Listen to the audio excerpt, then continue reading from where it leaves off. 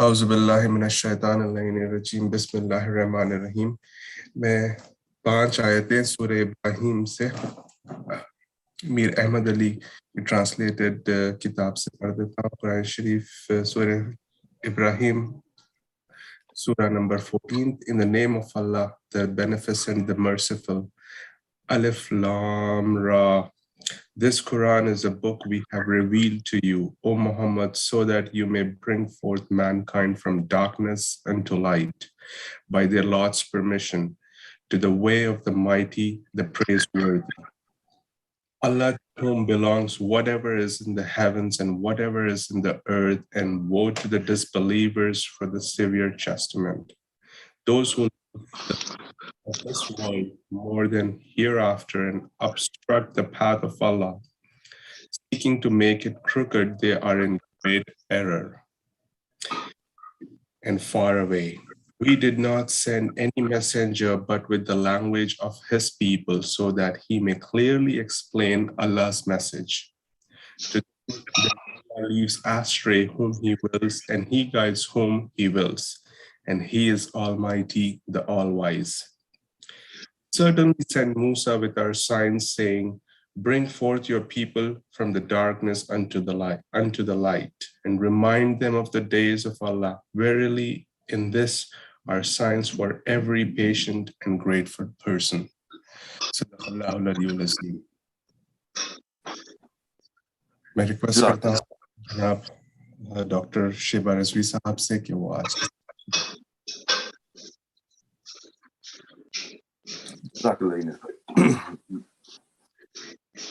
أعوذ بالله من الشيطان اللعين الرجيم بسم الله الرحمن الرحيم الحمد لله الذي لا يبلغ مدحته القائلون ولا يحصي نعماءه العادون ولا يؤدي حقه المجتهدون الذي لا يدركه بعد الهمم ولا يناله غوص الفتن الذي ليس لصفته حد محدود ولا نعت موجود ولا وقت معدود ولا أجل ممدود فطر الخلائق بقدرته ونشر الرياح برحمته ووطد بالصخور ميادان أرضه أفضل الدين معرفته ثم الصلاة والسلام على أشرف الأنبياء والمرسلين خير المبشرين والمنذرين شفيع ذنوبنا وطبيب نفوسنا وحبيب قلوبنا سيدنا ومولانا أبي القاسم محمد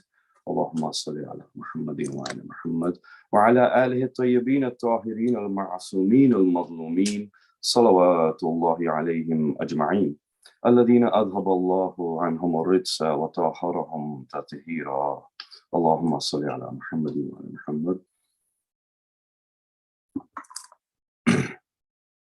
Dearest Mu'mineen, Mu'minat, viewers, listeners, my elders, my youngers, Assalamu alaikum wa rahmatullahi wa barakatuh.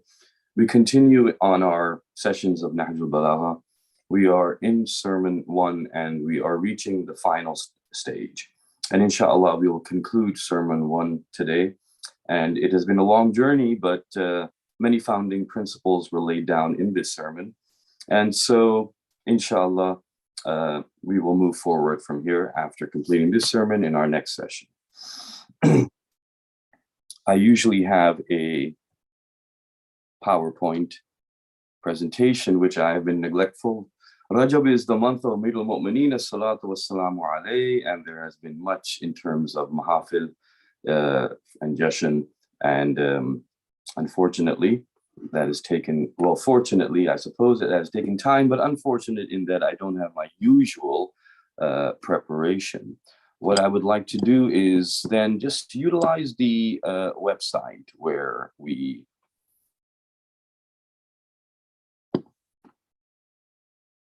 which I have been using as a reference, along with the English and Urdu translations as well. And this website I'll just come to in a moment. Allow me to, inshallah, it is being shared now. If it's not, you'll let me know. This you will note is alislam.org, and they have a wonderful collection here. It's useful. Websites are often convenient, so books are always better, but this is also a source. And just kind of a recap as we finish our last session. Part one was the praise of Allah subhanahu wa ta'ala azza wa jalla. Part two, because now we're in part 8, part 2, the creation of the universe. Then we went on to part 3, creation of the angels. Moving on to part 4, creation of Hazrat Adam alayhi salam. Then we went on to part 5, his prophets. Then part 6, the prophethood of Muhammad sallallahu alayhi wa alihi wasallam. Part 7, the Holy Quran and Sunnah. And now we're into part 8. And part 8 is the final division according to this division that we see before us. In this we can see that وَفَرَضَ عَلَيْكُمْ حَجَّ بَيْتِهِ الْحَرَامِ. And on top the English sentence there, Allah has made obligatory upon you the pilgrimage, Hajj. And it goes on to say, الَّذِي جَعَلَهُ قِبْلَةً لِلْأَنَامِ. And this is the qibla for the people. So this is translated here as a turning point, but you can see that the Arabic there is qiblatan. And qibla is something that has a very specific meaning for Muslimin. We understand that qibla is the focal point towards which we direct our physical body when we are worshiping. So in worship, we see that there is a physical aspect and excuse me, there is a spiritual and inner aspect. And the zahir and the batin being the zat and the zahir being the sifat and those qualities which manifest, both have to come together in worship. So worship is not just a worship of the physical body, but also a worship of the spirituality that comes from our internal essence. And I think that when we pray, oftentimes there ends up being a physical embodiment. And what you'll note is that the test that Allah has created for us in prayer is incredible when it comes to the Qibla itself, because we see that oftentimes when we are doing things on autopilot, by that I mean physically, many things we do that we repeat over and over again, our brain is able to remember those things, the motor functions of your body and the actions of your body. We give the example of maybe turning the key of a door as we're leaving our home. And we understand that because it's something we do often, it becomes an automatic process. In that automation, what happens is there's a part of our brain that is able to enact motor memory without us being conscious of it. So without focus, without intent, without niyat, in other words, especially without niyat, because niyat is that which is our focus and intent. Niyat is the command of your spirituality, of your inner essence, of your ruh. Spirit, it is the command of your ruh to your physical being. So when intention combines with the physical being together, then true worship can start to be achieved.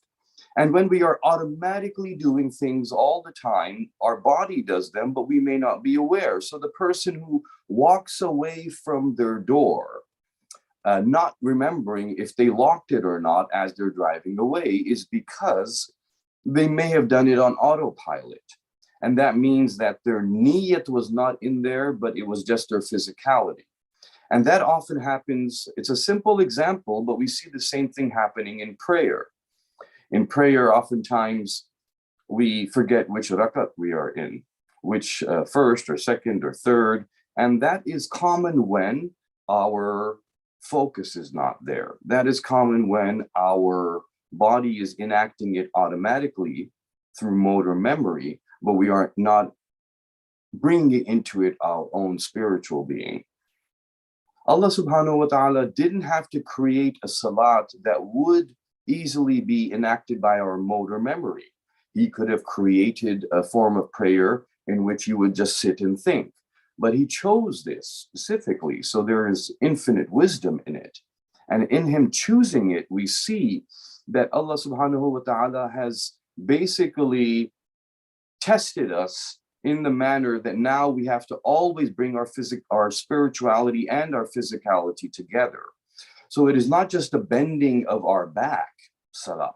It is also a bending of our will towards his will, a bending of our inner essence, trying to worship him and his essence.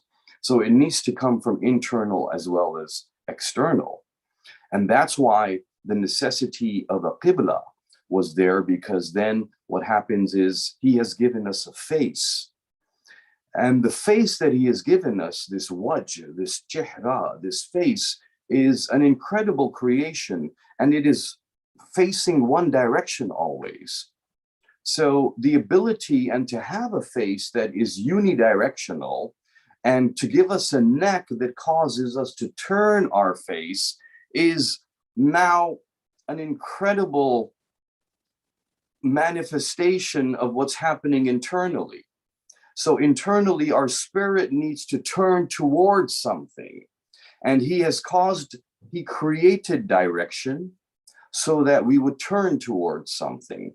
And in that turning of our face, there is an inner niyyah which allows our face to turn towards him. But he is everywhere. So he gives us a face that allows us to turn towards him. And this is for us, so that when we turn towards him, our face faces one direction and it ignores all the other directions. One direction is the direction of nearness, of qurb, and the others are of further of farness, and therefore, in a sense, bara'at. So what happens is, when there is everything around us, and we ignore everything, but turn our focus and our attention and our face towards him, then therefore there needs to be a turning point. There needs to be something that we will turn towards. And this is the turning that we are seeing here in Amir al-Mu'mineen's ending of this sermon. The Qibla.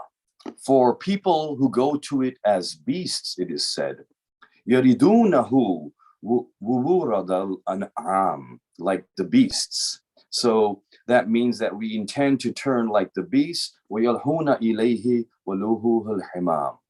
And it says here that they go to it as beasts or pigeons going towards spring water. So therefore, there is a thirst that is mentioned here. And we see that the physical presence of beasts and pigeons requires them to go towards water so that they can benefit their body and stay alive from that alma. Internally, for our inner essence, the alma is the vilayat of the Ma'sumin as-salatu wassalamu alayhi and Allah subhanahu wa ta'ala. As a separate topic in itself, and many ayah of the Quran point towards alma being vilayah, we see that internally the thirst needs to be there first. So therefore, Amir al-Mu'mineen's example is telling us that there is water, but only those who are thirsty will go to the water. And therefore, those who have spiritual thirst will want to turn towards Hajj, will want to move towards the Kaaba. So it is a very important aspect of our declaration of our thirst for vilayah when we are turning towards the Kaaba, and especially when we are going for Hajj. Amir al-Mu'mineen has said that we must be thirsty to try and enact that. Amongst our fiqh and amongst our sect, our Shia, we see that there is sometimes, not amongst everybody, many Shias realize the importance of Hajj, but yes, we often hear that people may say that, you know, I went for ziyarah, therefore I don't have to go for Hajj. And I understand the reasoning behind it. There are many ahadith that point to ziyarah of the Ma'sumin and ziyarah of Imam Hussein, salatu wassalamu alayhi, Allahumma salli ala Muhammadin wa ali Muhammad, especially in a manner that it is far more rewarding. And that is absolutely true. I heartily accept it. Absolutely. Hadith says, the Holy Messenger said it is 70 times more. There is a very important riwayah that you will find in Khasaisul Hussein, as-salatu wassalamu alayhi, in which the holiest messenger sallallahu alayhi wasallam is talking with one of his wives, who is known as Aisha. And, he is playing with Imam Hussein and loving him and kissing him in a manner that she is astounded. It is such love and affection that she suddenly asks the question, what is this incredible love that you have for this one? I have not seen you behave in this manner.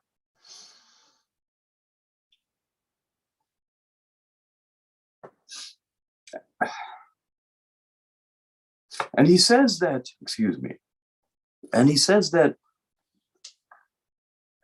going this one, he will be martyred, his ziyarah will be recommended, and those who go to his grave will get the benefit of 7 Hajj. And she is astounded because she has heard the importance of Hajj. So she says 7 Hajj, and he says no, 70 Hajj. 70 Hajj, he says no, 700 Hajj. 700, 7,000, 7,000, 70,000. Goes on. There's no comparison. There is no comparison between Hajj and the ziyarah of Imam Hussein. Absolutely, the hadith says that. But I urge the ones who neglect Hajj as something unimportant to realize that Imam Hussein went for Hajj, and Imam Hussein's desire for Hajj was taken away by his enemies, by the soldiers of Yazid and their threat to try and martyr him in the Kaaba. So if you look at Karbala, then we see that it is initiated, or it is now the direction that one is going to. But yes, it is because the Hajj was taken away.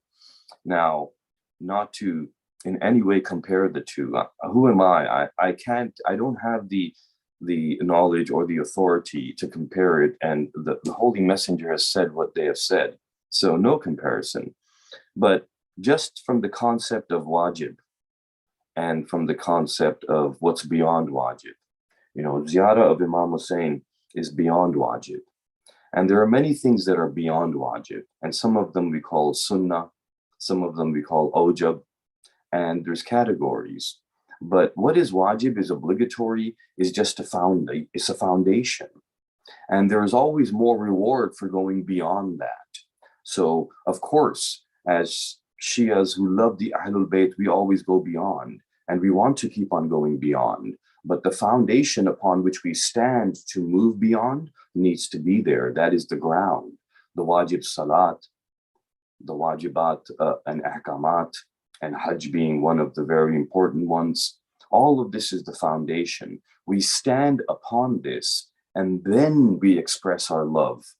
And so standing upon a solid ground to express your love is a way to express your love with worship, with insight, with understanding, and with an increase in your tawfiqat.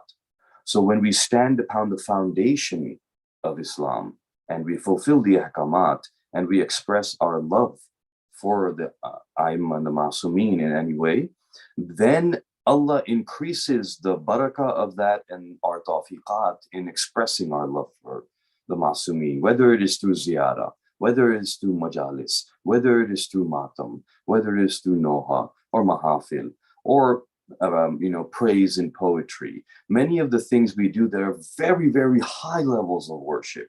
Indeed, they are higher than the wajibat, because wajib is what you have to do. But when you go beyond what you have to do, that is where you show your love. Wajib shows your obedience, and moving beyond shows your ishq. So indeed, our mazhab is not, what is the deen but love? The holiest messenger sallallahu alayhi wasallam has said that. In that, we understand that we stand upon the wajib and then express our love. And if we do not, then we are standing upon a ground that is not firm. And then we will not attain the heights that Allah intends for us. So therefore, I just wanted to mention that because oftentimes I hear it, and it is mentioned as a point of sometimes, marifat, that, one might say that, well, I understand the value of ziyarah, therefore this has no value for me. But it is not like that. What Allah has made incumbent is simply something we have to do. And it's not that we ask reward for it, but we do it out of obedience. So we see that the beasts who are thirsty will go to the spring water, and those who are thirsty spiritually, indeed, will come towards this place. Allah, the glorified, made it a sign of their supplication before his greatness. So it is an acknowledgement of his dignity and his greatness. We see that. And we note that here, جَعَلَهُ سُبْحَانَهُ عَلَامَةً لِتَوَاضُعِهِمْ وَلِعَظَمَتِهِ وَإِذْعَانِهِمْ لِعَظَمَتِهِ وَلِعِزَّتِهِ. So we see that his greatness and his dignity, his azmat and his izzat, these are the two things that we testify to when we move towards him. And this is a sign, so this is a symbol. So it is what allows us. And that is why we see that the Muslimin and the Mu'mineen yearn to go to see that great Kaaba. His greatness, his azmat, his dignity, his izzat. Interestingly, it says he's selected from among his creation. So here we see, وَأَخْتَارَ مِنْ خَلْقِهِ سُمَّاعًا أَجَابُوا إِلَيْهِ دَعْوَةً. And he selected from among his creation those who, on listening to his call, responded to it and testified to his word. So the responding and testifying to his word, to listen, respond, and testify. This is what Allah has given us as our primary ability. So indeed, a human is filled with many qualities and abilities. And what is Allah testing mainly is when we listen, do we acknowledge, and do we respond, and do we testify? Here we see, ajabu ilay. So we reply, either ajabu, we say labbaika, wa saddaqu kalimatih, and we say that what you have said, the words you have said are true. So to testify and to then acknowledge, all of this is coming into it.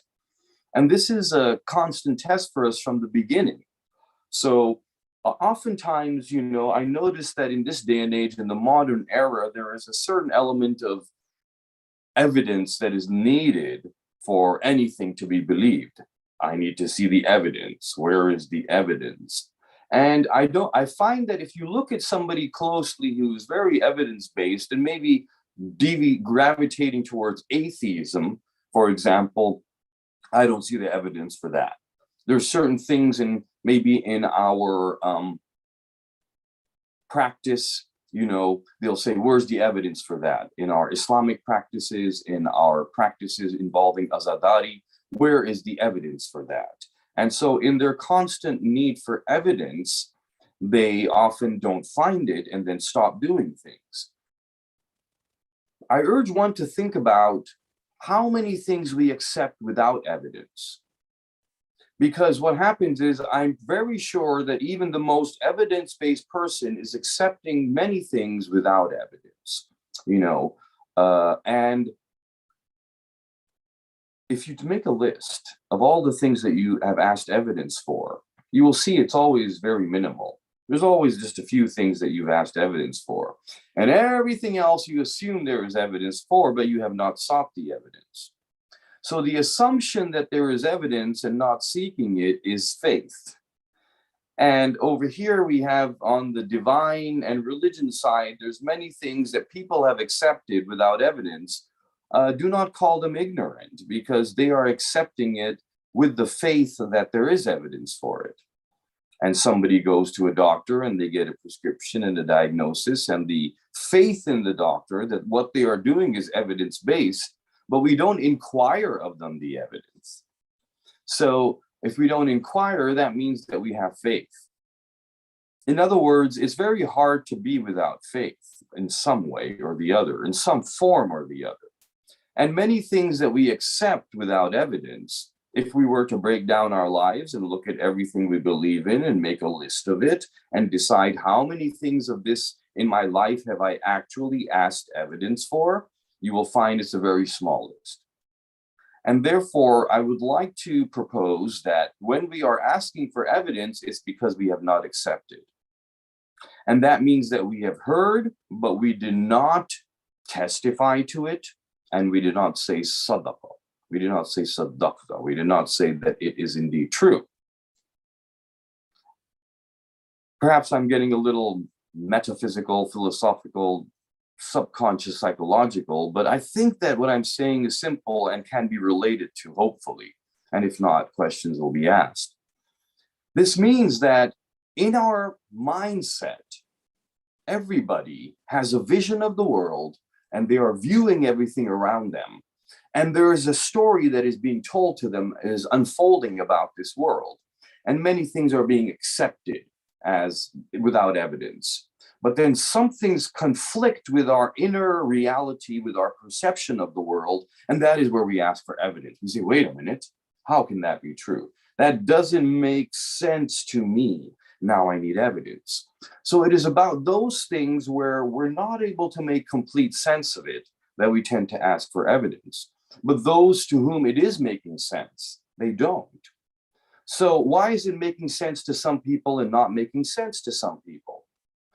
It's because of these people having faith that there is a creator and they were created, and they accept that. And these ones denying that. And so in that denial, we seek evidence, but there is a lack of acceptance there. The Quran explains it. For example, Surah Baqarah, Surah number 2, verse number 93.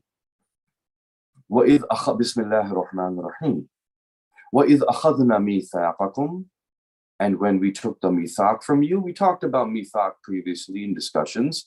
وَرَفَعْنَا, and we elevated فَوْقَكُمْ, above you, at-tur, and we elevated the Mount Tur above you.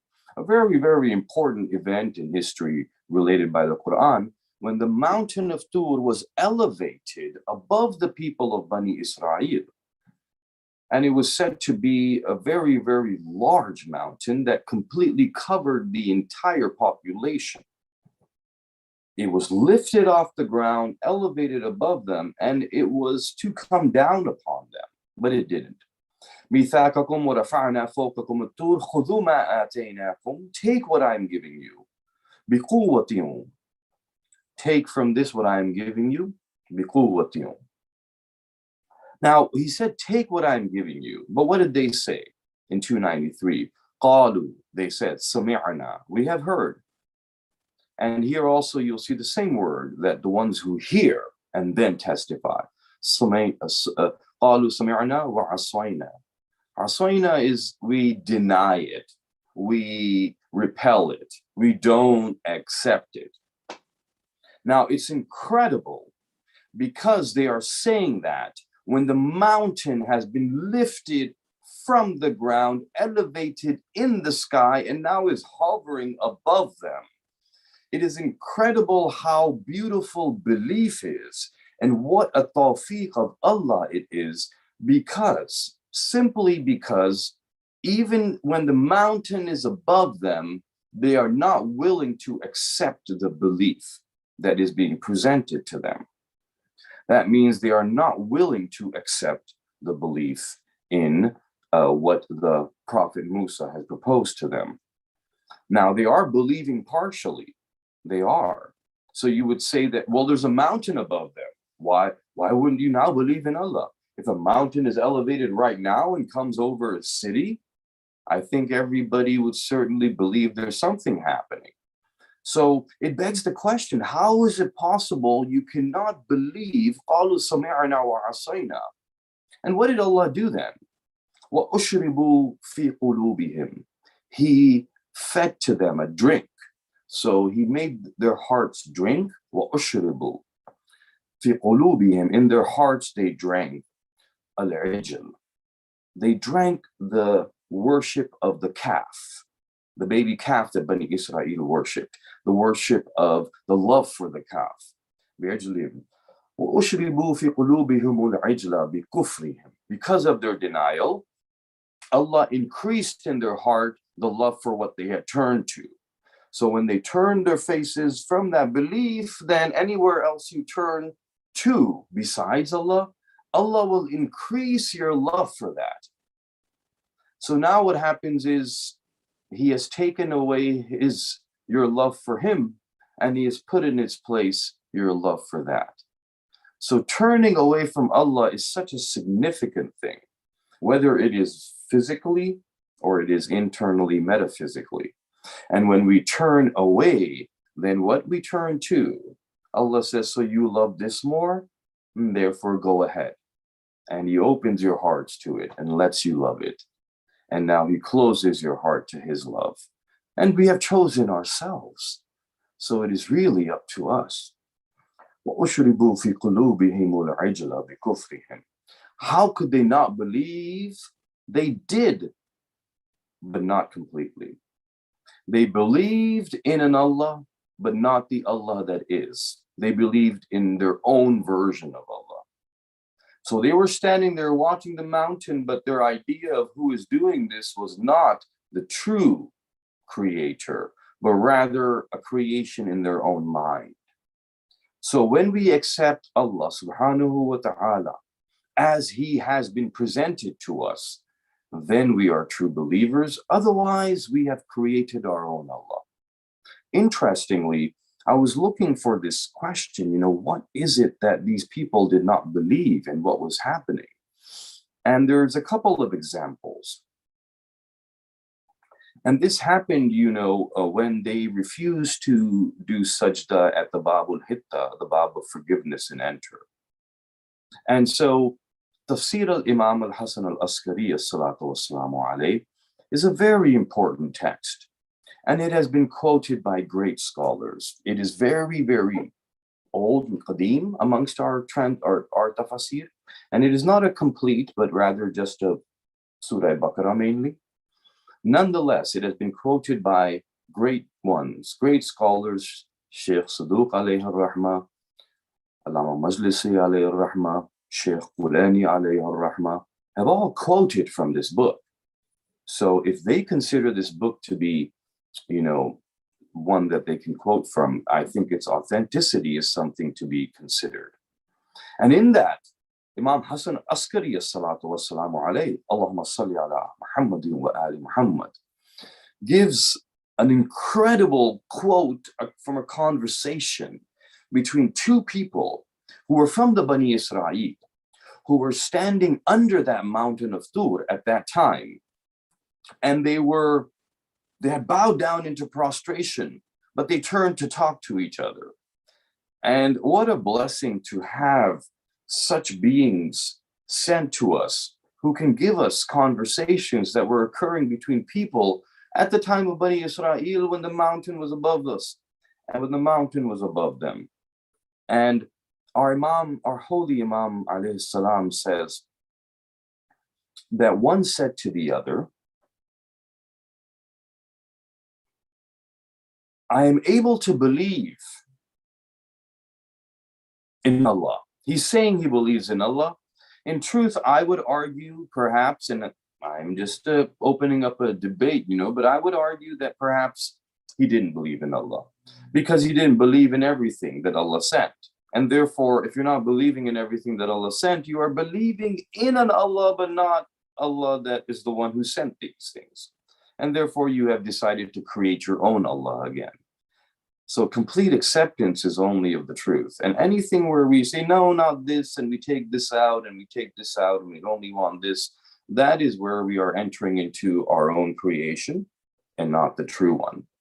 He says that I believe, he said, okay, I believe in Allah and Musa, alayhi salam, and but Musa is telling us to believe in the last prophet and his successor.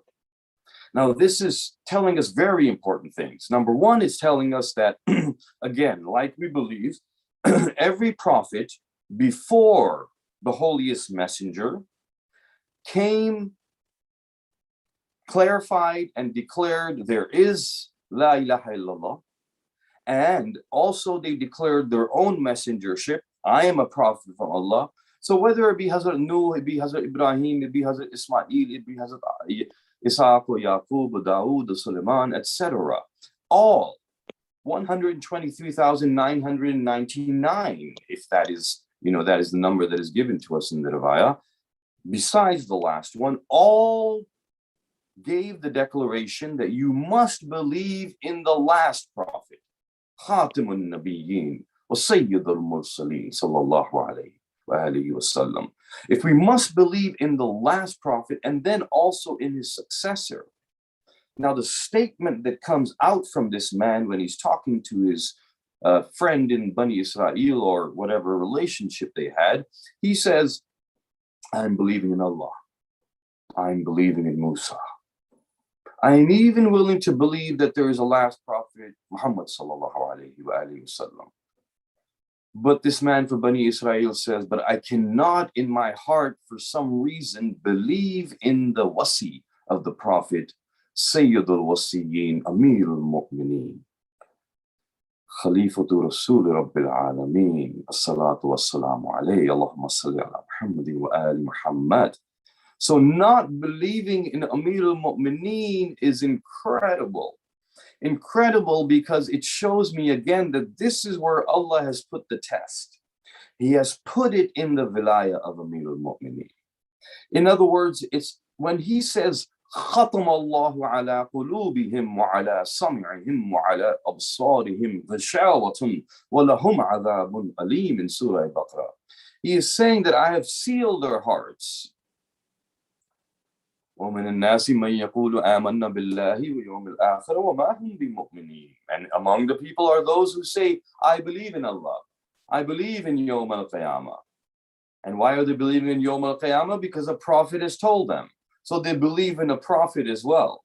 You see, because Yawm al-Qiyamah was presented to us by prophethood. So to believe in Allah, one will reach perhaps even through their intellect, our aql that has been given to us, one can reach that level. However, to believe in Qiyamah and to believe in what's to come requires someone to tell us that. It's not something that just pops in our mind. So the one who's saying that women an nasi man yaqulu amanna billahi, saying amanna billahi wa yawm al-akhirah, and I believe in yawm al-akhirah. But Allah is saying, وَمَا هُمْ بِمُؤْمِنِينَ, no, you do not believe. So what is this?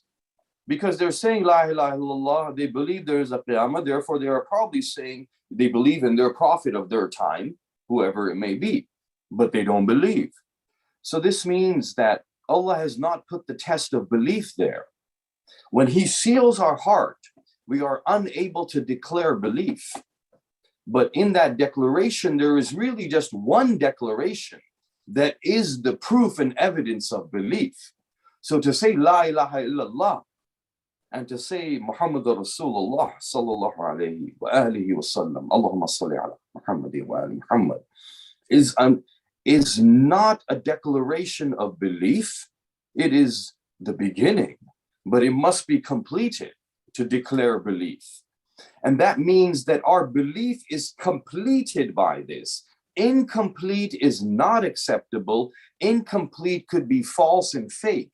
Incomplete is a declaration that there is an Allah who has sent a messenger, but Allah has not sent Amirul Mu'mineen in the vilayah of the Ma'sumeen. And therefore, we are believing in an Allah who has not sent the Ma'sumeen. Therefore, we are believing in an Allah that is our own creation. Maybe we want an Allah that will not do all of this, but it's in our own mind. So, as your belief is completed by Ashhadu anna Aliyun Waliyullah وَأَوْلَادِهِ الْمَعْصُومِينَ حُجَّجُ اللَّهِ. As your belief is completed by that, your deen is completed by that. Your deen was not completed al-yawma akmaltu lakum dinukum wa atmamtu alaykum ni'mati until ghadir. So the deen complete is telling us how our iman is complete. And that is why he has been called kulle iman. It is kulle iman that is going to fight in Khandaq against kulle kufr.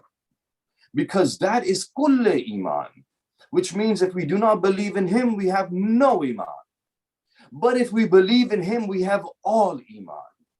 It is strange that you can say, Ashhadu an la ilaha illallah wa ashhadu anna Muhammadan Rasulullah, and you have no iman.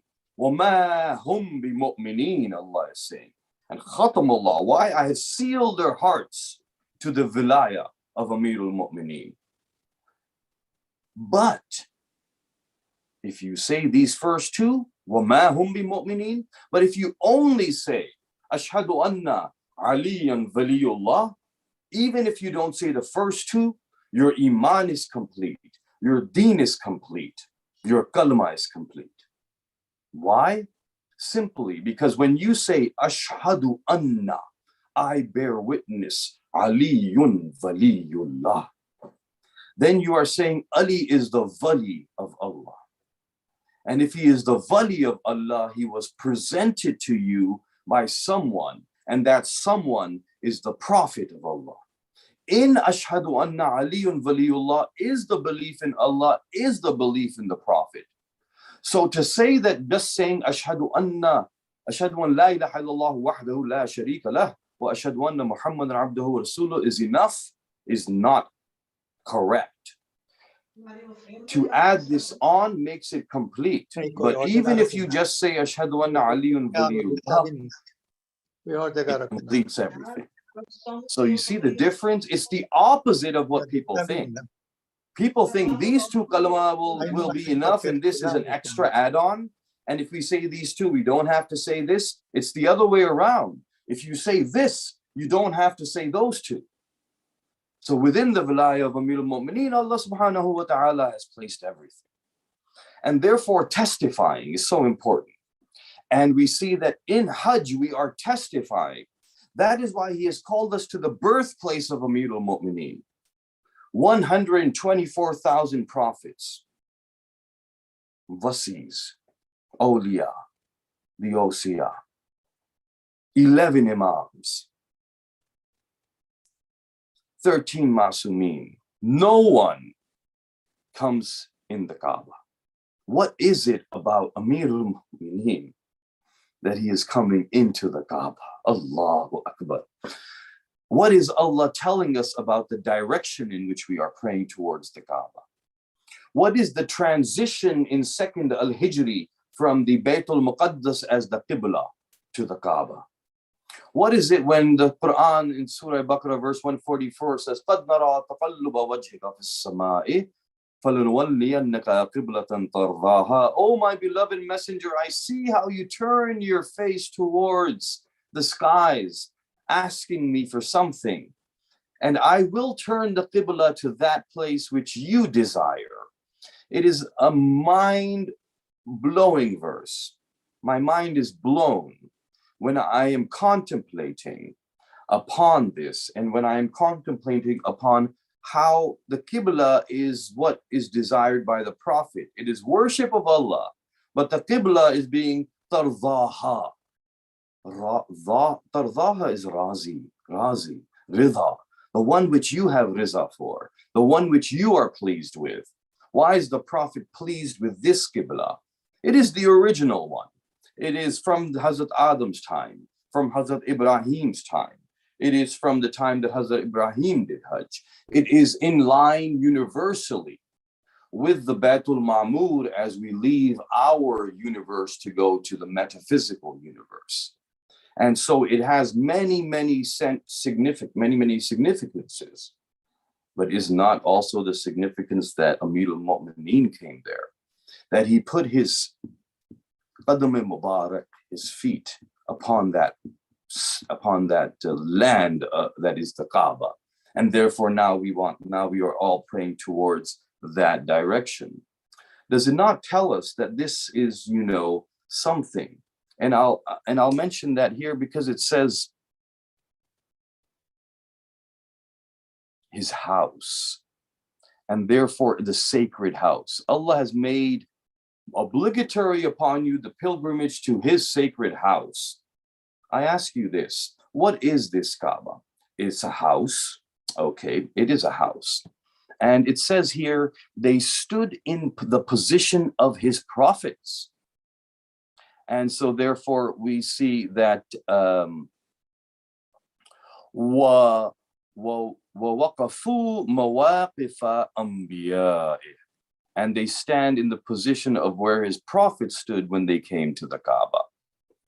And also they resemble the angels who surround the divine throne. So as the angels are doing tawaf of the arsh, upon the arsh, the kursi, in the same way we are doing tawaf here. Throne, securing all the benefits of performing his worship and hastening towards his promised forgiveness. So as the angels are benefiting there, we are benefiting here. His worship and hastening towards his promised forgiveness, Allah the Glorified made it, his sacred house, an emblem for Islam. It is a house. It is a symbol for Islam. It is his house and a symbol for Islam. It is an alamat, is the word that's used there. It is an alamat of Islam, and it is a Baytullah, and an object of respect for those who turn to it. So therefore we see it is a symbol. Now this symbol is symbolizing something. So when we look at what it is symbolizing, this is where we come to that question. What does it symbolize? Because a symbol, one thing is symbol, then there is something that is, for example, look at one of the most beautiful symbols that you have in your religion, in your practice, in your azah, and it is the alam of Hazrat Abbas ibn Amir al-Mu'mineen, alayhi salam. When we look at that symbol, what you see is that it symbolizes something. That's why it's important to us. We do not worship the alam, but it is a symbol for us. And symbols have great importance. When we respect a symbol, we honor it. We do not allow any insult to come to it. Like the country's flag, that people do not want it to be burned and trampled upon. And it hurts when somebody reveres a flag and they see someone else insulting it. This symbol is for us. The Kaaba is a symbol. The alam is a symbol. They are not literally Baytullah, and that is a shabi of the alam of Hazrat Abbas. It is not literally Hazrat Abbas's alam. In the same way, this is a shabi of Baytullah. It is not literally Baytullah in the sense that Allah does not live inside of it. And any Muslim who believes that Allah lives in that Bayt would therefore be doing shirk, because he is limiting him to a house, and Allah is not in need of makan. He is not in need of kaun and makan or anything. So therefore, why does Allah, this is the question, why does Allah choose household? Why did he choose house? Why would he call it a Baytullah? Why is there 4 walls with a hollow interior? Would it not have been easier just to put Hajar Aswad there? In the sense that maybe people who have trouble, understanding Tawheed would have found it easier, because now you've put a house. And when you put a house, a bayt, I am thinking of household. So by creating and putting a bayt, now I'm forced to think of Ahlul Bayt. Otherwise, if it was just a rock, a rock that is come from heaven. So it symbolizes that. Or maybe just a circle on the ground. There's a focal point on the ground. This is the central axis of Earth in the universe, and therefore you must pray towards it.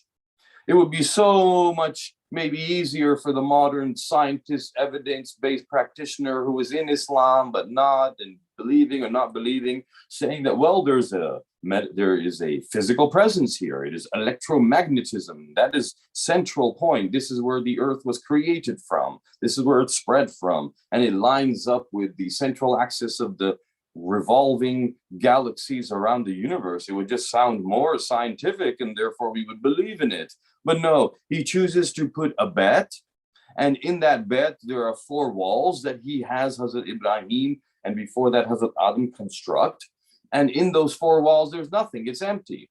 In fact, in those 4 walls, it gives the opportunity over generations and centuries for the polytheists, for the mushrikeen, to put their but inside, to put their idols inside. So at the time of Fath Makkah, we see the holiest messenger, sallallahu alayhi wa alihi wa sallam, Amirul Mu'mineen alayhi salam, coming, and they are having to break 360 idols that are in there. If there was just a circle on the ground, a rock, perhaps we would not have had opportunity to put idols in there. We would not have changed this religion into something else. But he didn't. And that means that he wants us to realize it is a bet. And he wants us to realize that there is an Ahlul Bet. And he wants us to understand that that bet symbolizes their home. And therefore, what he is asking us to do sajda to is that. The bet is in line with Batul Ma'mur, which is the place where Rafa'nahu makanan aliyya, the Quran says. And it is when we see that one of the prophets was taken up and taken up to the Makanan Aliyah, and Hazrat Hud goes to Makanan Aliyah. And what is Makanan Aliyah? It is the home of Ali ibn Abi Talib. It is the home of Amir al-Mu'mineen, Makanan Aliyah. And therefore, we suddenly now have a problem with that. How can we worship a Kaaba if we're saying that this is representing and symbolizing the home of the Ahlul Bayt? We would not. We can't do that. Yet, before this, the Muslimin may not have had a problem in doing Qibla towards Baitul Muqaddas, which was also a home of the prophets of Bani Israel. So the changing of the Qibla is a transition, and it is an elevation that now you have fulfilled the message of these prophets, Bani Israel, and now we complete it with the final seal. But the final seal is in Makkah, in Medina. He is not over there in Palestine. Therefore, now turn towards this household. You were putting your head in prostration towards the household of Bani Israel. Now you will put it towards the household of Ahlul Bayt. And this is completion of deen. And this is the final worship. So they stood in the position of his prophets, of his angels, who surrounded the divine throne performing his worship. Allah glorified this house as a symbol, an object of respect for those who turn to it. But we have to have inside the realization that Allah is not living in a Baytullah, but rather the house of the Ahlul Bayt that is Baytullah. Like Amirul Mu'mineen is Wajhullah, Lisanullah, Ruhullah, Nafsullah, Yadullah, Sayfullah. And we go on. The list is infinite. In the same way, Baytullah is going to be a Bayt where they are. So therefore, we turn towards this. And that is why if our Hajj is accepted, when we go with the sincerity, remember the famous event of Amirul Mu'mineen, and it is the time of, and many people are doing tawaf of the Kaaba. And all these pilgrims who have come for Umrah or Hajj or who are doing tawaf of the Kaaba, Hazrat Salman turns to Amir al-Mu'mineen alayhi salam and says, Mawla, look at the amount of Muslims there are there now. The numbers have increased greatly from before. No, Salman, An'am. These are An'am. And Salman, what are you saying, Amir al-Mu'mineen? He says, look between my 2 fingers and you will see their reality. And he sees between the fingers of Amir al-Mu'mineen many animals and but a few humans between them. Amir al-Mu'mineen says, the one who has ilm and the one who uses aql is insan. And therefore, they were doing Hajj, they came as Muslims, they're wearing the ihram, but Amir al-Mu'mineen is showing their inner reality as animals. How can we go to Baytullah and ignore the Ahlul Bayt when he has called it Baytullah? He could have called it something else. A nice simple square block made of a material unbreakable, unmovable, and that would have been enough, and that would have been very good for evidence-based people as well, and there would have been no concept of Ahlul Bayt. But he deliberately puts a room there. He puts a room there, and he calls it Baytullah, and therefore we see that. And that is why in acknowledgement of the Ahlul Bayt, are we acknowledging Allah? Allah is the one who sent the Ahlul Bayt. He sent Amirul Mu'mineen. If we are believing in Allah who does not send Amirul Mu'mineen as his representative, we are believing therefore in our own created Allah. The symbol of the Kaaba. And that is why Allah made it incumbent upon mankind to do pilgrimage to his house if they can afford it. And if any deny it, then Allah is not in need of them. He is self-sufficient. And therefore, when we see the symbol that is there, we realize that this symbol is representing something. And so there is something called a symbol, then there is, and this is alamat, then there is zat, and there is sifat. Or if we go in order, alamat, sifat, zat. Alamat is the symbol that represents a zat. Sifat are the qualities that manifest from a zat. Allah gave us all a zat, and in that zat, he said, know your zat, know yourself, man arafa nafsahu faqad arafa rabbahu. And in knowing ourselves, we come to realize that we can't know him. That is how we know him. The beginning of knowing him is to accept we can't know him. And what do we mean by we can't know him?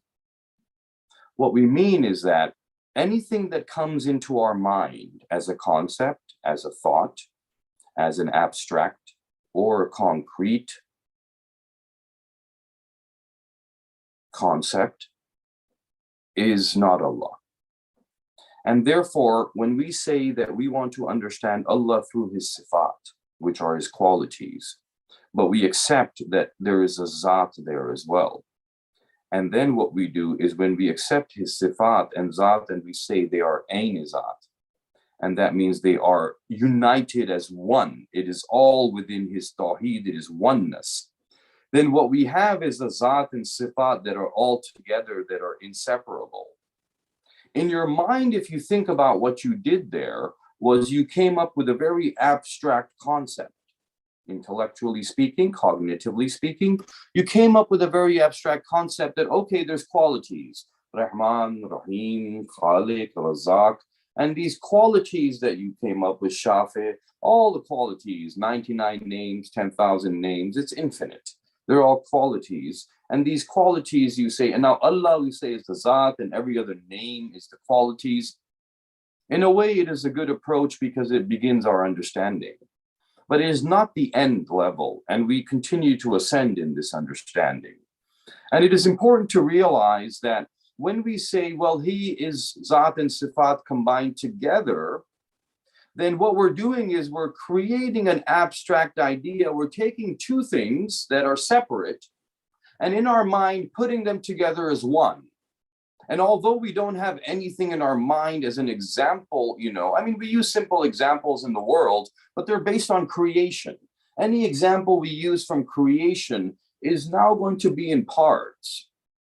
In other words, we took Zat and Sifat and put them together and said, this is oneness. But can we do that in reality and understand Allah? Can we take Sifat and Zat, which are two separate things, and now really add them in our mind? And did we get anything in our mind? No, which is a good thing because Allah cannot come in our mind. But in understanding Zat and Sifat, we will reach a point as we continue contemplation. And if it doesn't make sense, to my younger listeners and so on, or anybody really for that matter, of course we ask questions, but it's something that I just want you to think about. Not something that you need to reach a conclusion and answer to right away, nor do you need to accept anything I say, but just food for thought. And you will reach your own conclusions, as every individual's journey towards understanding Allah is an individual path. And on that path, we have our own history and our own experiences and our own perspective. So there are things that one will say that you might relate to and things that you might just deny and ignore, which is absolutely fine.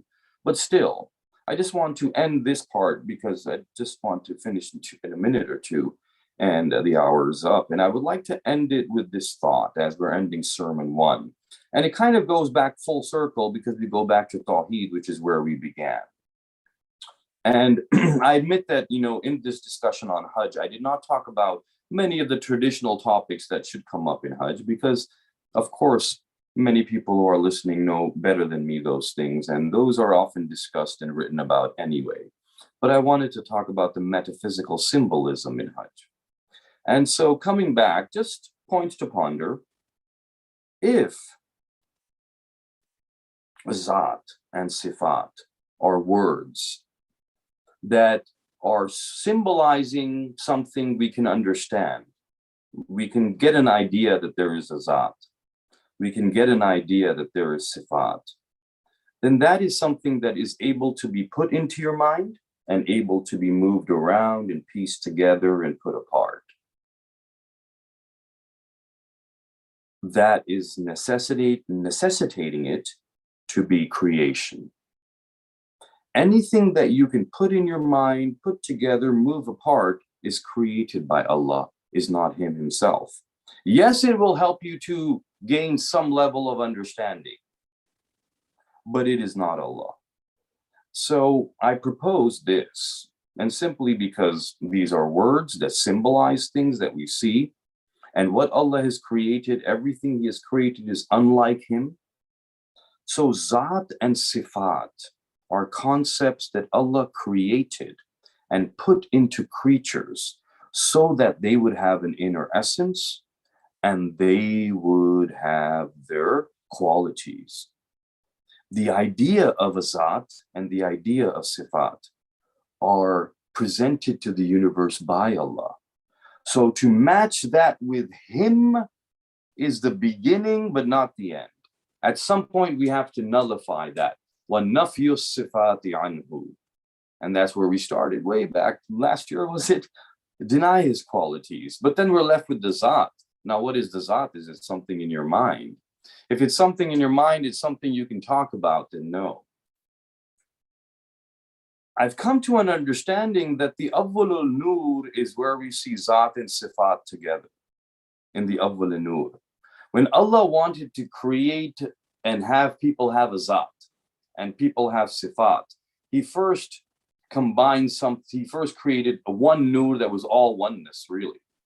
But in this oneness now, He split it apart into 14 Nurs. And in that, the Zat and Sifat are there together. And Allah is beyond that, the one who is creating this. So you see, what we do in this ascendance is we say, well, we deny the Sifat and then we come to the Zat, and the Zat we say is and is Sifat.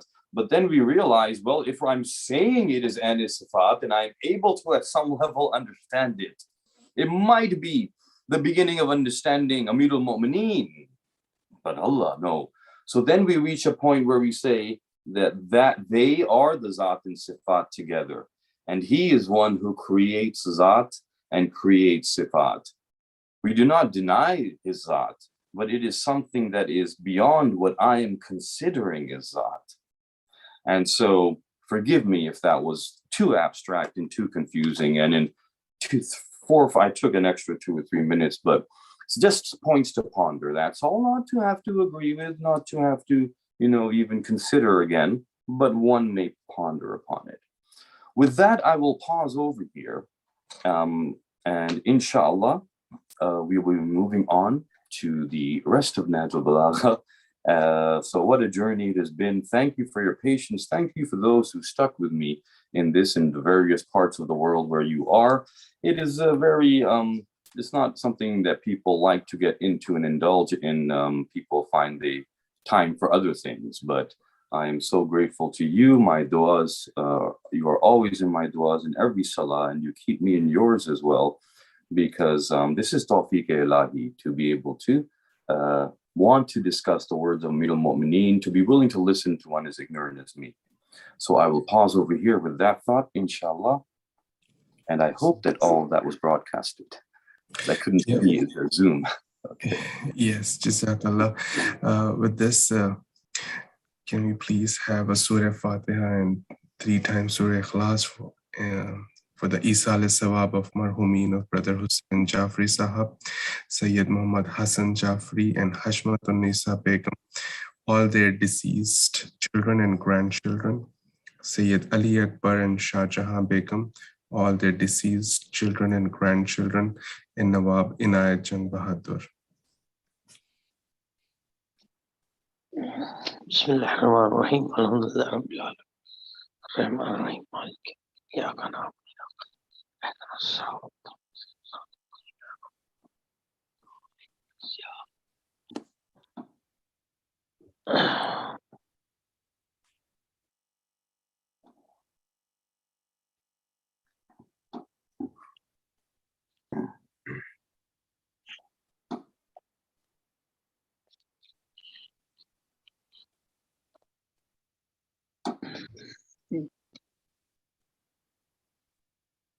जज़ाकल्लाह मौलाना, आपकी इतनी मसरूफियत होने के बावजूद जो है आप ये टाइम निकालते हैं हमारे लिए, और अल्लाह आपको इसका अजर दे और सेहत दे, और हम आपको मिस करते हैं वाकई में। और हमारे साथ जो है आज काफ़ी लोग इसमें आए हैं, तो एक थोड़ा सा इमाम अली का उर्दू में उनकी फजीलत और उनके फॉलोअर्स के लिए, फिर उसके बाद थोड़े क्वेश्चन आंसर्स, लोगों को कुछ डाउट्स हैं, कुछ क्लियर करना है। तो हमारे दोस्त भी आए हुए हैं आज, मोहम्मद अली राशिद और जफर भाई डिट्रॉइट से, और काफ़ी हैदराबाद से हमारे मामू। तो मौलाना प्लीज।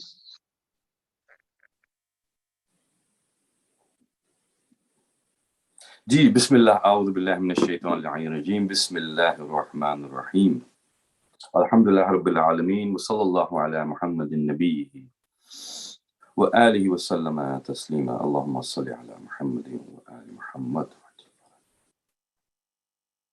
बिस्मिल्लाहिर रहमानिर रहीम।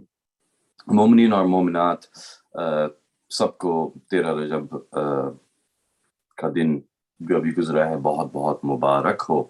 यकीनन ये एक अहम दिन है इस्लाम की तारीख में, और अजीब बात यह है कि इतने रिवायात में हमें मिलता है काबे में मौला अमीरुल मोमिनीन का आना, और अजीब बात यह है कि वो बीबी अमीरुल मोमिनीन की माँ, ये वैसे तो हम माँ कहते हैं, लेकिन जब हम एहसास करते हैं कि ये वो माँ है जिसको अल्लाह ने चुना था अमीरुल मोमिनीन की माँ बनने के लिए, तो एहसास होता है कि ये सिर्फ एक रिलेशनशिप नहीं है, ये ओहदा है, ये एक स्टेटस है, ये एक पोजीशन है, और इस पोजीशन में यानी कि कहीं ना कहीं बहुत सी रिक्वायरमेंट्स है। आप मुझे बताइए, क्या कौन सी माँ होती है कि जहाँ बच्चा होने वाला हो और कोई मस्जिद की तरफ जाए?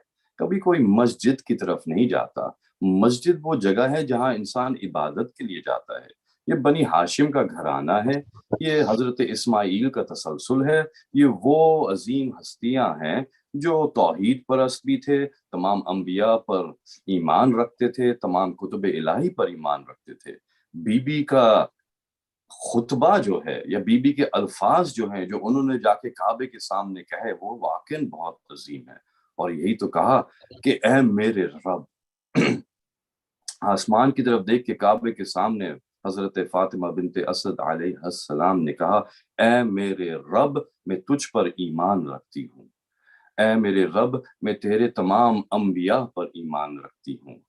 मैं अपने दादा इब्राहिम पर ईमान रखती हूँ। और ऐ मेरे रब, मैं तेरे आखिरी रसूल पर ईमान रखती हूँ। और ऐ मेरे रब, तेरी तमाम कुतुब पे, मलाइका पे और यौमुल क़यामा पे। और मेरे रब, जो मेरे शिकम में बच्चा है उस पर भी ईमान रखती हूँ। बस मेरी मुश्किल को आसान कर दे। आप मुझे बताइए कि बीबी ना در سے گئیں اندر، مولا در پہ جا کے کھڑی ہو جاتی، بی بی جا کے کھڑی ہوئی ایک کونے پہ جہاں آج تک وہ جگہ شگاف ہے۔ اللہ اکبر، اتنا بڑا معجزہ ہے، اگر لوگ سمجھنے والے سمجھ جائیں۔ چھپاتے رہتے ہیں لیکن سمجھنے کی کوشش نہیں کرتے۔ اور آپ دیکھیے کہ جب ہم یہ دیکھتے ہیں کہ امیر المؤمنین تو نور ہیں، ارے ان کی تجلی کی ایک کرن طور پہ چمکی تو طور ذرے ذرے ہو گیا، بنی اسرائیل کے 70 علماء مر گئے، حضرت موسیٰ علیہ السلام پہ غش طاری ہو گیا۔ یہ کیسا نور ہے! آپ جانتے ہیں کہ نور کی خاصیت کیا ہوتی ہے؟ نور کی خاصیت یہ ہوتی ہے کہ نور جو ہے وہ کسی بھی کوئی چیز اس کو روک نہیں سکتی۔ نور جب آپ کے گھر میں داخل ہوتا ہے تو کھڑکی سے داخل ہوتے ہوئے آپ کے گھر میں آ جاتا ہے، در سے دیوار سے داخل ہوتے ہوئے آپ کے گھر میں ریز پہنچ جاتی ہیں۔ اور یہ فزکس میں کہتے ہی نور یا ویوز ان چیزوں کو ہے جو فزیکل چیزوں کو چیرتے ہوئے آگے پاس ہو جاتی ہے۔ تو پھر آپ مجھے بتائیے، کیا یہ نور علوی جو تھا اس کو ضرورت تھی کیا کسی در کی یا دیوار میں در بنا جائے؟ نہیں، ضرورت نہیں تھی۔ بی بی تو ایسے داخل ہوتی اس دیوار سے کہ نہ کبھی در کھلتا نہ دیوار کھلتی۔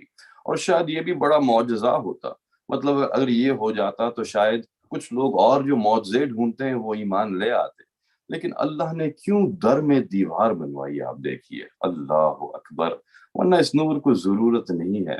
ارے وہ سورج جس کی شعاعیں تو آپ کے گھر میں آپ تک پہنچ جاتی ہیں، چاہے در کھلا ہو یا نہ کھلا ہو، دیوار کھلی ہو یا نہ کھلی ہو، تو یہ سورج کیا ہے امیر المؤمنین کے نور کے سامنے؟ یہ سورج تو بہت نئی مخلوق ہے امیر المؤمنین کے مقابلے میں، اور کوئی مقابلہ نہیں ہے اس سورج کے نور کا۔ جب ہم اس سورج کے نور کو برداشت نہیں کر سکتے، اللہ اکبر، تو وہ نور کیسے برداشت کر سکتے ہیں؟ اور جب وہ سورج کا نور، اس کو ضرورت نہیں اجازت کی، وہ اندر آ جاتا ہے، آپ کے گھر میں داخل ہو جاتا ہے، آپ کے بیت میں، تو یہ تو نور اپنے ہی بیت میں جا رہا تھا۔ جو نور سورج سے زیادہ قوی ہو، قدیم ہو، اپنے ہی بیت میں جا رہا ہو، اس کو ضرورت نہیں ہے، نہیں ہے ضرورت۔ ارے وہ اللہ جو اپنے نبی کو بلائے تو ایسے بلائے کہ ایک لمحے میں کہاں سے کہاں پہنچ جائے معراج پہ، ایک لمحے میں۔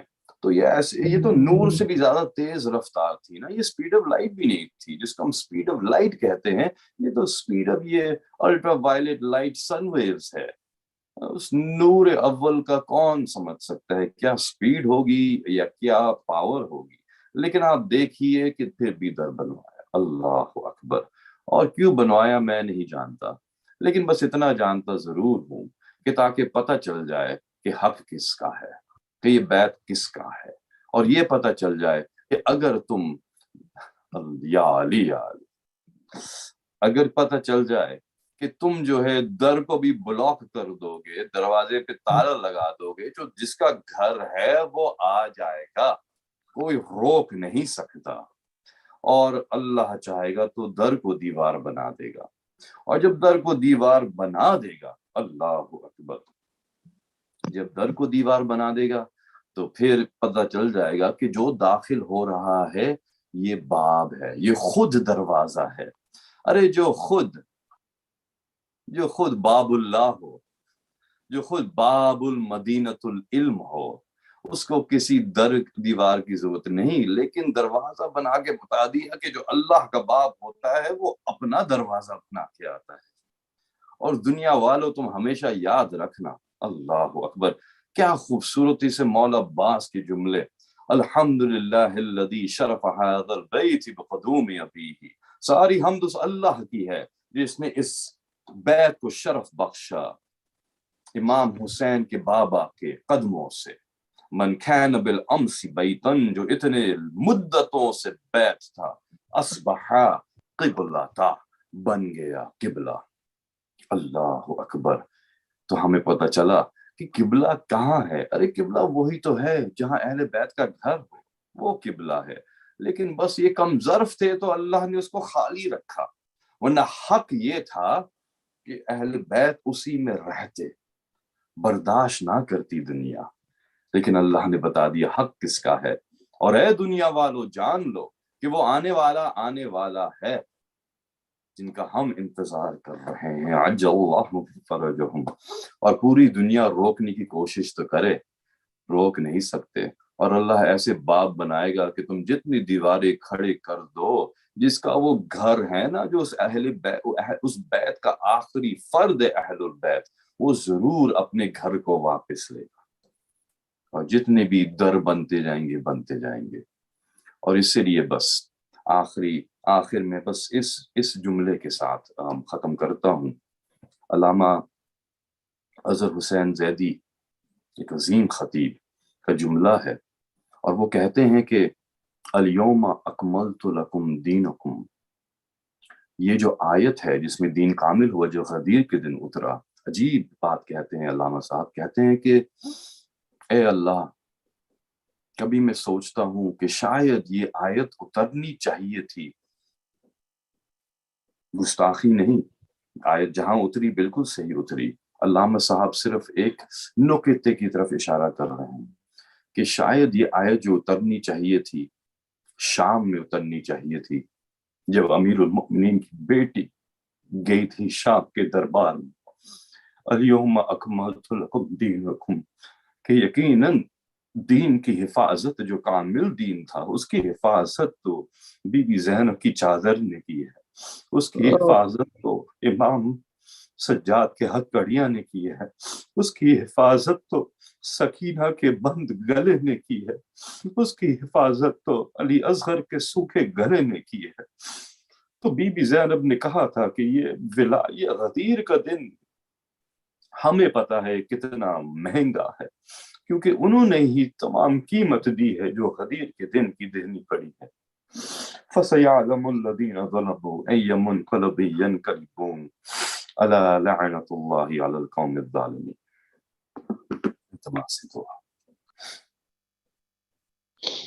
جزاک اللہ مولانا. اور جو بھی پارٹیسپینٹس ہیں سب کو جو ہے سب کا آنے کا، جوائن کرنے کا شکریہ، آپ کے تعاون کا.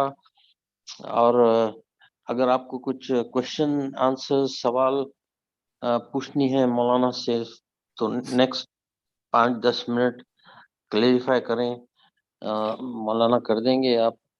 تو ہم جو ہے آپ کے لیے یہ تھوڑا سا سیشن کھولتے ہیں. تو anyone who wants to ask any questions to Maulana, please come forward.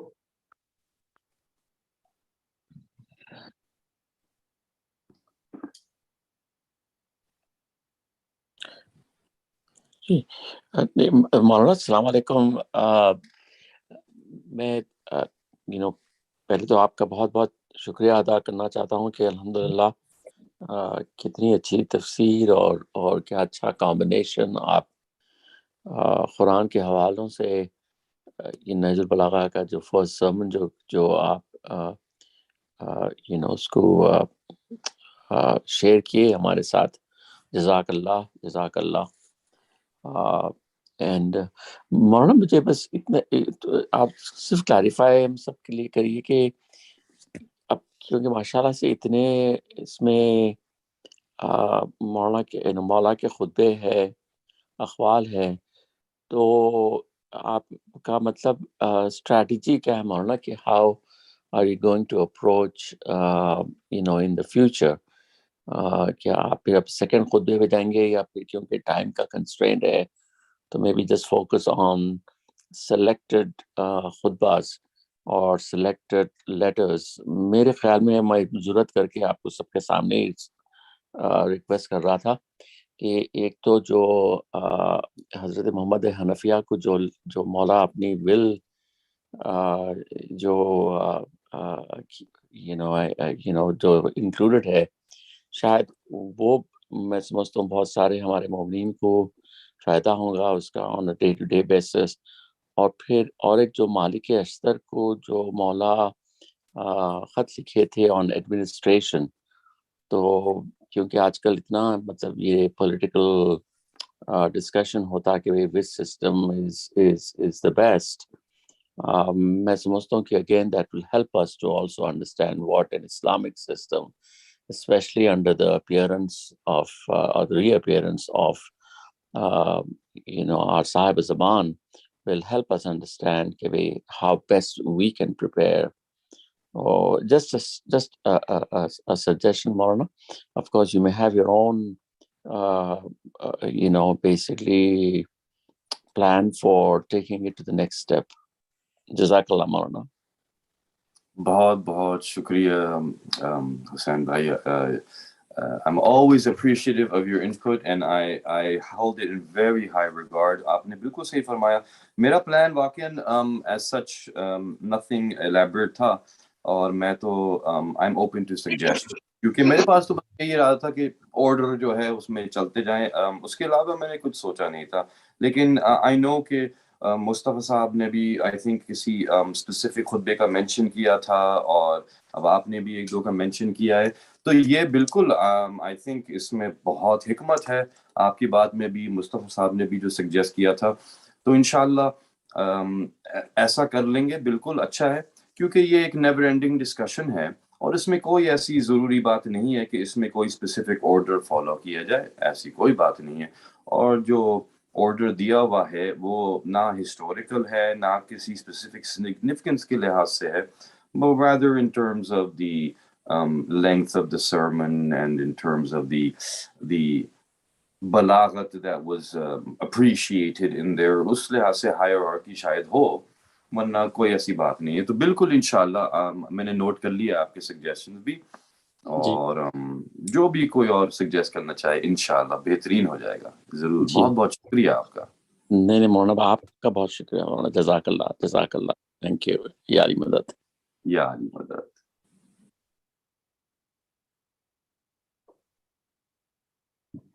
چلیں, بہت بہت شکریہ مولانا. آخر میں دعا پڑھا دیں سب کے لیے آپ کے. Next week again we'll go back to Sunday. Mustafa ji ہاں, سنڈے وہی 10:30 بجے چلیں گے, اور آپ کا لاسٹ سیشن ہے. اس کے بعد we have sponsors for the next 5 sessions, and اس کے بعد رمضان کا بریک ہوگا, تاکہ کافی لوگ مصروف رہتے ہیں, دیر سے سوتے ہیں. تو اس کے بعد پھر ہم اپنا سلسلہ جائز will continue this sessions, and alhamdulillah we have more than 1 year of these sessions, so people have chance to go on the website and listen to this again and again and make some notes and trying to get as much information from these sessions and enhance our knowledge and ایمان. اور جو ہے ہم سراج ماموں کو بھی جو ہے وہ حیدرآباد سے جوائن کیے ہیں. یہ سراج ماموں جو ہے حسین جعفری اور عباس جعفری اور ظفر جعفری اور خمبہ جعفری کے ماموں ہوتے ہیں وہ. تو ماشاءاللہ سے وہ سب میں زیادہ بزرگ ہستیوں میں ہے. تو السلام علیکم سراج بھائی, آپ سن رہے ہیں سراج ماموں؟ ٹھیک ہے. تو مولانا ایک گزارش تھی, اور معذرت کے ساتھ بہت شرمندہ ہوں. آئی ڈونٹ نو کہ میں اس کو چینج کرا سکتا ہوں یا نہیں. ایک مجھے نیکسٹ ویکینڈ پہ, ابھی میں نیو جرسی آیا ہوا تھا لیکن I am returning tomorrow. Next weekend پہ میرے وہ ڈیوٹی ہے وہاں پہ ٹیکسس میں, اور جو میری فلائٹ ریٹرن کی ہے وہ بھی سنڈے کی ہی کروائی ہے انہوں نے. جی آئی ڈونٹ نو کہ اگر نیکسٹ ویک بھی سیٹرڈے کو پاسبل ہوگا یا نہیں, آپ دیکھ لیجیے گا. ضرور مولانا, ابھی اناؤنس کرا دیں اور تاکہ لوگوں کو معلوم ہو جائے.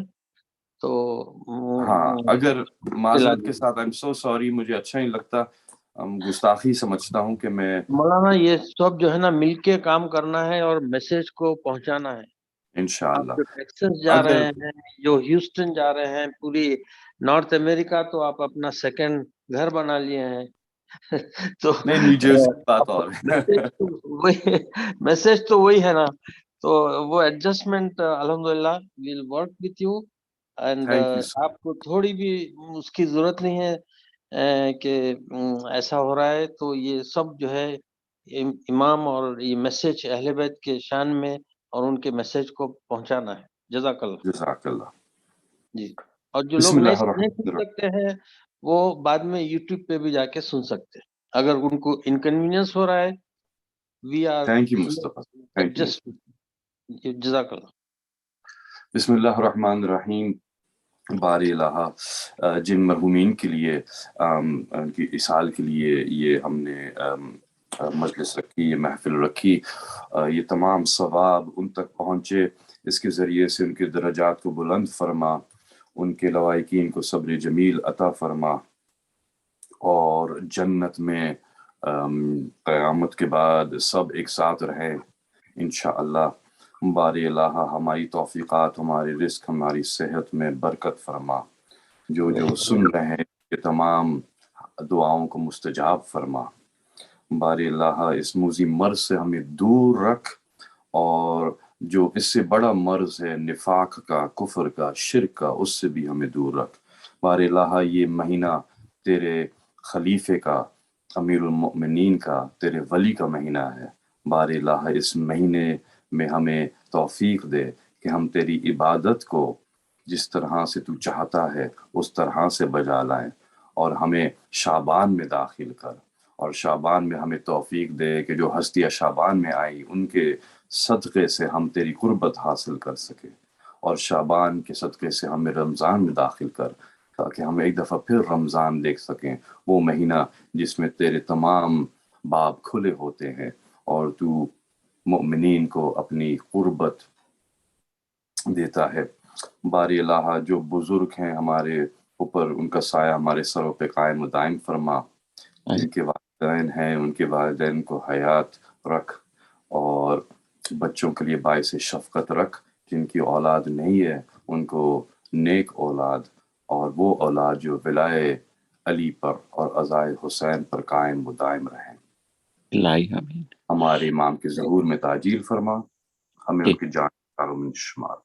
اللہم صلی مولانا ایک خاتون ہے حیدرآباد میں، تبسم، کافی بیچارے بیمار ہے، ہاسپٹل میں ہے، اور جو بھی دوسرے جو علیل ہیں مولانا ان کے لیے آپ سے معروضہ ہے. اما یوجیب آپ پڑھ کے دعا ہم سب کریں گے انشاءاللہ مولانا. جزاک اللہ. بسم اللہ الرحمن الرحیم. باری اللہ بیمار کربلا کے صدقے میں تمام بیماروں کو شفا یابی عطا فرما. بسم اللہ الرحمن الرحیم. امن یجیب المضطر اذا دعا ویکشف السوء. امن یجیب المضطر اذا دعا ویکشف السوء. امن یجیب المضطر اذا دعا ویکشف السوء. أمن يجيب المضطر إذا دعاه ويكشف السوء. أمن يجيب المضطر إذا دعاه ويكشف السوء. يا أرحم الراحمين بحق محمد وآله الطيبين الطاهرين. اللهم صل على محمد. اللهم صل على محمد. Thank you Maulana.